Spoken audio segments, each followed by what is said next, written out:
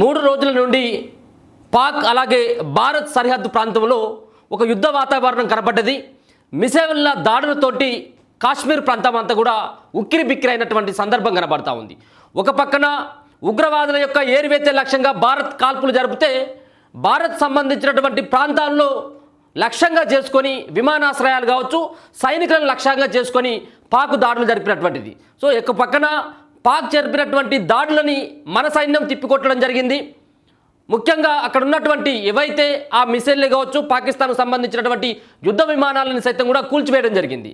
ఇక ఉగ్రవాదులని చాలామందిని మట్టుపెట్టడం జరిగింది. ఉగ్రవాద స్థావరాలను సైతం కూడా భారత ప్రభుత్వం చేసినటువంటి ఆపరేషన్ సింధూర్ పేరు మీద ఇది పూర్తి గ్రాండ్ సక్సెస్ కావడం జరిగింది. ఇక ఒక పక్కన 2 దేశాల మధ్యలో పచ్చగడ్డి వేస్తే బగ్గుమనేటువంటి తీరుగానే గతం నుంచి కూడా ఉంది. ఇప్పుడు మరింత ఇంకా రాజుకుంది. ముఖ్యంగా ఈ 2 దేశాల మధ్యలో ఇక యుద్ధం తప్పేలాగా లేదు. ఒక పక్కన మోదీ ఖచ్చితంగా ఈ యొక్క ఆపరేషన్ సింధూర్ని అమాయకమైనటువంటి 26 మందిని పొట్టన పెట్టుకున్న తర్వాత టెర్రరిస్టులను ఏరివేయాలి, ఒక పక్కన పాక్కి గట్టి బుద్ధి చెప్పాలన్నటువంటి లక్ష్యంతో ఆపరేషన్ సింధూర్ని చేపట్టి 2-3 రోజులుగా పాకిస్తాన్కి చుక్కలు చూపెడతా ఉన్నారు. పాకిస్తాన్ ప్రజలంతా కూడా రోడ్ల మీదకి రావాల్సినటువంటి పరిస్థితి వచ్చింది. పాక్ ప్రభుత్వం అంతా కూడా మొత్తం కుప్పగోలేటువంటి పరిస్థితికి వచ్చింది. ఇప్పుడు రోడ్ల మీదకి వచ్చి అడుక్కునేటువంటి స్థితికి వచ్చింది. కేవలం 20 నిమిషాల్లో చేసినటువంటి ఆపరేషన్ సింధూర్ పూర్తిగా సక్సెస్ కావడం జరిగింది. మొత్తానికి యుద్ధం తప్పేలాగా లేదు. ఎట్టి పరిస్థితుల్లో ఈ యుద్ధాన్ని ఆపాలి. ఒక పక్కన రెండు దేశాలకు మధ్యలో సయోధ్య కుదుర్చాలన్నటువంటి ప్రయత్నం ప్రపంచంలో ఉన్నటువంటి మిగతా దేశాలు కొన్ని చేయడం జరిగింది. దాంట్లో అమెరికా ప్రెసిడెంట్ అయినటువంటి డొనాల్డ్ ట్రంప్ సైతం కూడా కాసేపటి క్రితం ట్వీట్ చేయడం జరిగింది. ఈ 2 దేశాల మధ్యలో సయోధ్య కుదర్చడానికి నిన్న రాత్రి నుంచే ప్రయత్నం చేయడం జరిగింది. ఆ ప్రయత్నాలన్నీ కూడా సక్సెస్ కావడం జరిగింది. 2 దేశాలు కాల్పుల విరమణకు ఒప్పుకోవడం జరిగింది. కాల్పులు జరపమంటూ వాళ్ళు అగ్రిమెంట్ చేసుకోవడం జరిగిందని చెప్పేసి ఒక కీలకమైనటువంటి ప్రకటన కూడా ఆయన ట్విట్టర్ ద్వారా చేయడం జరిగింది. మొత్తానికి ఈ యుద్ధానికి మిగుంపి పడినట్టుగానే మనం చెప్పుకోవచ్చు. ముఖ్యంగా 26 మంది భారత పౌరుల్ని చంపిన తర్వాత భారత్ అదే రీతిలో దెబ్బకొట్టడం జరిగింది. కాస్త లేట్ అయినప్పటికీ కూడా లేటెస్ట్గా వాళ్ళపైన జరిపినటువంటి దాడి యావత్ సమాజం అంతా కూడా హర్షించింది. ఒక పక్కన భారత ప్రభుత్వం తీసుకున్నటువంటి నిర్ణయం కావచ్చు, చాకచక్యంగా పాక్ దాడులని సమర్థంగా ఎదుర్కొన్నటువంటి ఆర్మీ పట్ల చాలా రకాలైనటువంటి ప్రశంసలకు జల్లు కురిపించడం జరిగింది. భారత్ జోలికి వస్తే ప్రపంచంలో ఉన్నటువంటి ఏ దేశానికైనా చుచ్చు పడాల్సిందే అన్నటువంటి తీరుగా ఒక పక్కన సంకేతాలు ఇచ్చినటువంటి సందర్భం కనబడతా ఉంది. సరే, ఏదేమైనప్పటికీ కూడా ఒక శుభపరిణామం అనుకోవచ్చు. కానీ భవిష్యత్తులో ఇంకా 100-150 సంవత్సరాలు అయినప్పటికీ కూడా పాక్ మరోసారి భారత్ సరిహద్దుల్లో వాళ్ళు అడుగు పెట్టాలంటేనే గజగజ వణికేలాగా ఇప్పుడున్నటువంటి మన భారత ప్రభుత్వం, మన భారత ఆర్మీ తీసుకున్నటువంటి నిర్ణయంతో ఇక మళ్ళీ భారత్ జోలికి వచ్చేటువంటి అవకాశమే లేదు. అయితే కాసేపటి క్రితమే రాజ్నాథ్ సింగ్ గారు కావచ్చు, రక్షణ శాఖ మంత్రి, మరికొంతమంది ఆర్మీకి సంబంధించినటువంటి అధికారుల భేటీలో పాల్గొన్నటువంటి ప్రధాని నరేంద్ర మోడీ సైతం కూడా కొన్ని కీలకమైనటువంటి వ్యాఖ్యలు కూడా చేయడం జరిగింది కాసేపటి క్రితమే. ముఖ్యంగా పాకిస్తాన్ కేవలం ఏ దాడి చేసినప్పటికీ కూడా, ఏ కాల్పులు చేసినప్పటికీ కూడా అది యుద్ధంగానే ప్రకటిస్తాం, యుద్ధంగానే చూస్తాం అని చెప్పేసి కొన్ని ఘాటైనటువంటి సీరియస్గా వ్యాఖ్యలు చేయడం జరిగింది. సీరియస్గా హెచ్చరించడం జరిగింది పాకిస్తాన్కి.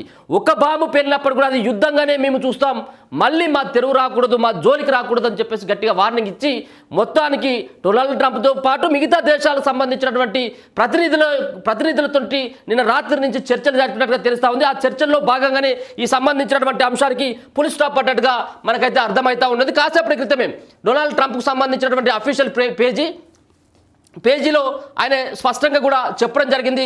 After a long night of talks immediately by the United States I am pleasured to announce that India and Pakistan, మేము పాకిస్తాన్ ఇండియాని సైతం కూడా మేము కోరడం జరిగింది. ఇమీడియట్గా మీరు కాల్పుల విరమణ చేయండి, శాంతి ద్వారా చర్చలు జరపండి, ఉన్నటువంటి మీ 2 దేశాల మధ్యలో ఉన్నటువంటి సమస్యలు ఏమున్నాయో అవి బహిర్గతంగా చెప్పండి, ఒకవేళ కానీ ముందుగా మాత్రం కాల్పులు అయితే విరమించండి అని చెప్పేసి చెప్పడంతో మొత్తానికి 2 దేశాలు సైతం కూడా ఒప్పుకోవడం జరిగింది. మేము ఇక కాల్పులు చేయమని చెప్పేసి వాళ్ళు ఒప్పందం కూడా చేసుకున్నట్టుగా తెలుస్తూ ఉంది. కాల్పుల విరమణకు భారత్ పాక్ అంగీకారం. డొనాల్డ్ ట్రంప్ భారత్ పాక్ మధ్య తీవ్ర ఉద్రిక్తతల వేళ అమెరికా అధ్యక్షుడు డొనాల్డ్ ట్రంప్ కీలక ప్రకటన చేశారు. కాల్పుల విరమణకు 2 దేశాలు అంగీకరించాయని ట్వీట్ చేశారు. ఈ సందర్భంగా 2 దేశాలను అభినందనలు కూడా తెలపడం జరిగింది. సో ఇది జరిగినటువంటి అంశం.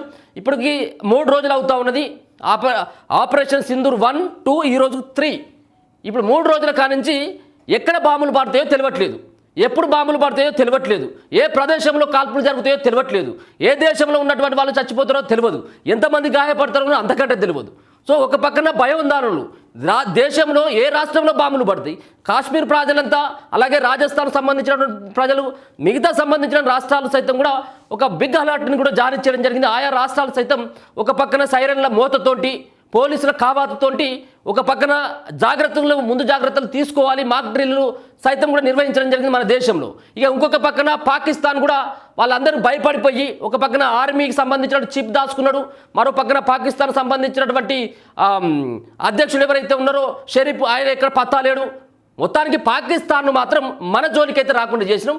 ఇంకోసారి మన భారత పౌరులే కానీ మరో పక్కన సరిహద్దు ప్రాంతంలో కవ్వింపు చర్యలకు పాల్పడ్డప్పటికీ ఇక పాకిస్తాన్ యొక్క జాడ ప్రపంచ పటంలో ఉండదన్నటువంటి సంకేతాలను మాత్రం గట్టిగానే ఇవ్వడం జరిగింది. మొత్తానికైతే మరి ఇదైతే మరి ఒక రకంగా భారత్ తీసుకున్నటువంటి ఈ నిర్ణయాన్ని అన్ని దేశాలు కూడా హర్షిస్తూ ఉన్నాయి, అంగీకరిస్తూ ఉన్నాయి.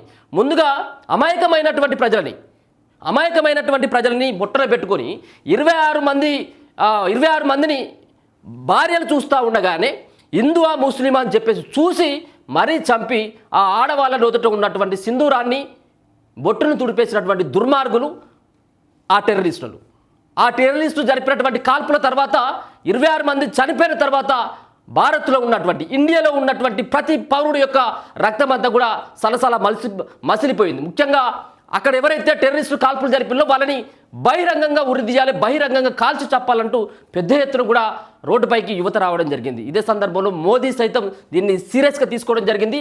బీహార్లో ఉన్నప్పుడే ఒక్కొక్కటి అంత చూస్తారని చెప్పడంతో పాటు సింధు నది జలాలను ఆపడం, మరో పక్కన వాళ్ళకు సంబంధించినటువంటి ఎయిర్లైన్స్ ఏవైతే ఉంటాయో ఆ సంబంధించినటువంటి ఇండియా గగనతలంలోకి రాకుండా అడ్డుకట్ట వేసి వాళ్ళ ఆర్థిక సంబంధించినటువంటి దానిపైన దెబ్బ కొట్టడంతో పాటు వాళ్ళకు సంబంధించినటువంటి ఆర్మీకి సంబంధించినటువంటి యుద్ధ విమానాలే కావచ్చు, మిగతా సంబంధించినటువంటి సామాగ్రిని, అలాగే టెర్రరిస్టులను కూడా ఏరివేసేటువంటి కార్యక్రమాన్ని చేసినటువంటి మోదీకి ఖచ్చితంగా హ్యాట్సాప్ చెప్పాలి. అలాగే ఆర్మీలో పనిచేస్తున్నటువంటి ప్రతి ఒక్క జవానికి కూడా ఖచ్చితంగా కూడా సెల్యూట్ చేస్తూ ఉన్నాం.